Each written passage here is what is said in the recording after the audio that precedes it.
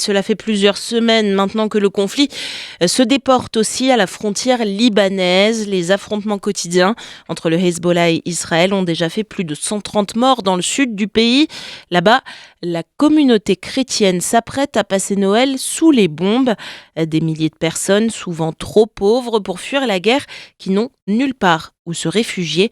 Reportage dans un village à la frontière, signé Simon Pramarca. Dans cette petite maison du village de Rmesh, le long de la frontière avec Israël, les deux filles de Bassem dessinent au pied d'un sapin en plastique orné de quelques guirlandes. Ça fait 2 mois qu'elles ne sortent plus de la maison. On a quand même décoré le sapin pour les petits, mais comment célébrer Noël alors que les gens souffrent autour de nous ?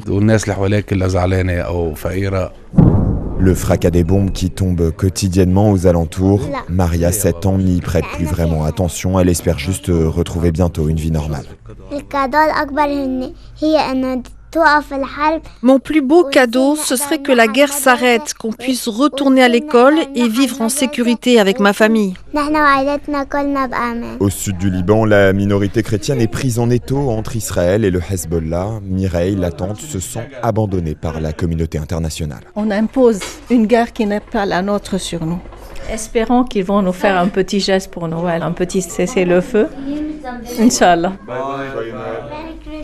L'État en faillite n'a rien fait pour venir en aide aux dizaines de milliers de Libanais sous les bombes depuis 2 mois et demi. Prenez du café. Le père Najib, 73 ans, est le curé de Rmesh. Nous préparons Noël seulement par les prières.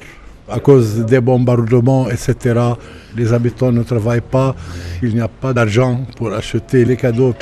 Le prêtre célébrera la messe de Noël avec ses fidèles dans sa paroisse. Malgré le risque, il y a un mois, une église a été bombardée par Israël dans le village voisin. Dans le sud du Liban, Simon Pramarca pour Média.